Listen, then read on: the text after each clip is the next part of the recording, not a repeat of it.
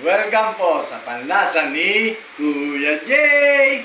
Ngayon po ay magluluto naman po tayo ng tawang. Ito pong tawang na to, 2 kilo. Alam niyo po ba ano gagawin kong recipe ng tawang? Siyempre, kakaiba naman. Ginataang tahong. Ayan po ating mga sog, gata, star margarine. Siyempre, alam mo na to. Saka eto. Ayan. Bell pepper at sili pong Sili. maanghang. Ayan, oyster sauce. Oyster. Siyempre, nasabi ko na po kung anong luto, ginataan. Siyempre, pakukuluan muna po natin ang ating tahong. Saka natin tatanggalan ng shell. Parang laman lang po ang gagawin natin. Tara po, pakuluan muna po natin ang ating tahong. Ngayon po, kumukulo na po yung ating tahong, ha? Ayan. Ayan po. Salamat po sa nagbigay sa akin ng kaldero. Galing po kay Tita Sin ang kaldero na yan. Ngayon po lang namin ginamit. Opo, ayan po. Ngayon po, tatanggalin na po natin ng shell yung tahong. Tahong. Ito na po, inahango ko na po yung ating tahong. Para himayin po. Opo, aalisin po kasi natin sa shell. Aalisin natin siya sa shell. Ayan. Alam niyo naman po ang aking bagong kaldero, ha? Galing Ayan po po. kay Tita Sin yan, pero ngayon lang po namin ginamit. Opo, thank you po, Tita Sin. Tita Sin, thank you.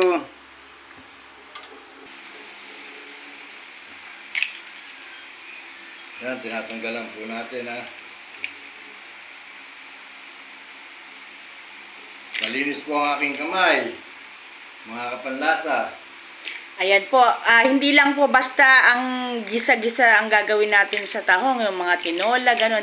Mag-invento naman po tayo ng ibang lutuin, ibang recipe po sa tahong. Ayan na po ang natanggalan natin na shell na tahong. Ngayon po, maggagayat naman po tayo ng sibuyas At bawang. at bawang. Yan, ngayon po mag-iisa po tayo ng star margarine po ginamit ko, ha.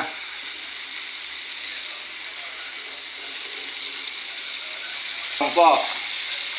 Ayan, papalabasin lang po natin yung aroma ng bawang. Siyempre, sibuyas. Palalabasin natin ng aroma, ha. Siyempre, ang bango na ngayon, oh. Siyempre, pag nagluto ka, may halong pagmamahal. Siyempre, bell pepper. Ayan na po yung bell pepper at yung siling maanghang. Ayan po, patis. Ayan po natin yung tahong. Ayan yung tahong po, 2 kilo. Mas marami pa po yung shell. Siyempre, siya lang ipaparami sa ano. Lagyan natin ang oyster. Yan, oyster ni Kuya Jay.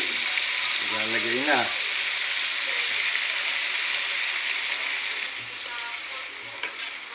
Natin ng konting suka para ano po yung ano. Yan. Para magkalasa ng suka. Magano yung ng konting asukal para mabalansi po yung lasa niya. Ayan po, ha. Yung gata.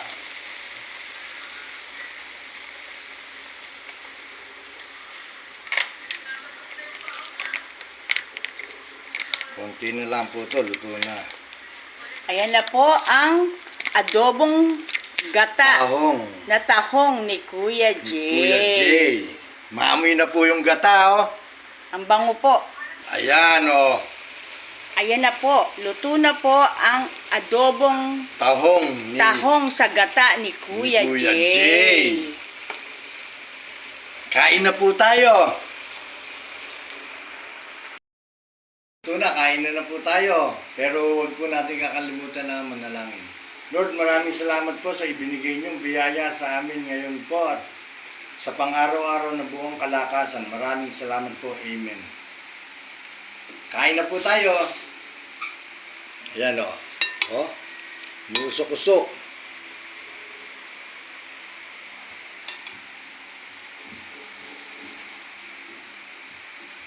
Ayan.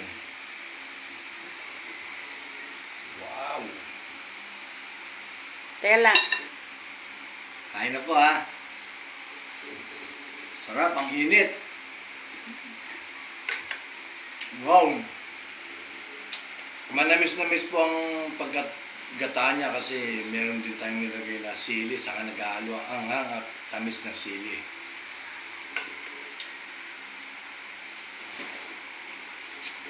Wow! Ang sarap! Ito po, itry nyo po para malaman nyo po talaga na masarap. Sarap niya! Promise po, Promise po, panalo. napakasarap. Ang sarap. Ganda na siguro. Pero ako, sakto lang po sa anghang nilalagay ko kasi po, si Mrs. saka si Faith saka si Samuel, may hinapo sila sa anghang. Kaya ito po, ang sarap. Panalo po, subukan nyo po, itry nyo. Babay na po, maraming salamat po sa panlasa ni Kuya Jay. O nga po pala, mga followers, viewers, maraming salamat po sa inyo. Lord, thank you po. Babay po.